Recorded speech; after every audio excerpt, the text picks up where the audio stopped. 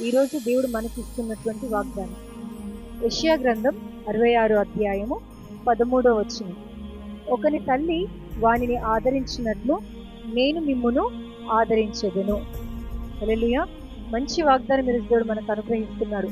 ఏంటంటే ఇక్కడ మనం చూసుకున్నట్లయితే దేవుని యొక్క ఆదరణ గురించి మాట్లాడుతూ అంటున్నాడు, ఒకని తల్లి తన కడుపులో పుట్టినటువంటి తన పిల్లల్ని ఎలా ఆదరిస్తుందో ఆ రీతిగా నేను మిమ్మల్ని ఆదరిస్తాను అనేటువంటి ఒక గొప్ప వాగ్దానము మన జీవితాల్లో దేవుడు అనుగ్రహిస్తున్నాడు. బైబిల్ గ్రంథంలో మనం చాలా మందిని చూసుకోవచ్చు. అనేక బిడ్డల విషయంలో దేవుడు ఆయా సందర్భాల్లో ఆదరించినట్టుగా మనం చూసాం. ఉదాహరణకి కొంతమంది నేను మీకు త్వరగా జ్ఞాపకం చేస్తాను. ఆ బైబిల్లో మనందరికీ తెలిసినటువంటి ఒక స్త్రీ ఉంది, హన్నా. హన్నా జీవితంలో తనకి పిల్లలు లేనటువంటి పరిస్థితులు, గర్భఫలము లేదు. దానివల్ల తన ఇంట్లో తన యొక్క సోదరి ద్వారా ఎన్నో అవమానాలు పొందుకున్నటువంటి పరిస్థితి.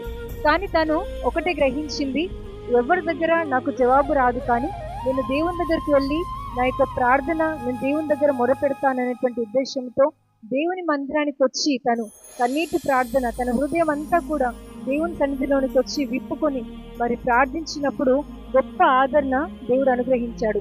హన్నా యొక్క కన్నీటిని దేవుడు చూశాడు. వెంటనే ఆ ప్రార్థన కాగానే ఒక వాగ్దానం వచ్చింది, మరుసటి ఏటా ఈ సమయంన నీ కౌగిట్లో దేవుడు నీకు కుమారుడు అనుగ్రహిస్తాడని. నిజంగా దేవుడు ఇచ్చినటువంటి వాగ్దానము హన్నా జీవితంలో నెరవేర్చాడు. ఆ తల్లి కన్నీటిని దేవుడు చూసి ఒక గొప్ప ప్రవక్త అయినటువంటి సమూయేలుకి తల్లిగా మార్చినటువంటి దేవుడు కదా అండి. దేవుడు మనందరినీ కూడా ఆదరించేవాడు. నువ్వు ఏ పరిస్థితిలో ఉన్నా నువ్వు భయపడొద్దు, నువ్వు దేవుని సన్నిధికి రా, దేవుని దగ్గర మొరపెట్టు. ఆయన గొప్ప ఆదరణ ద్వారా దేవుడు మనల్ని ఆదరిస్తాడు. ఈ వాగ్దానం మన పట్ల దేవుడు నెరవేర్చును గాక. ఆమేన్.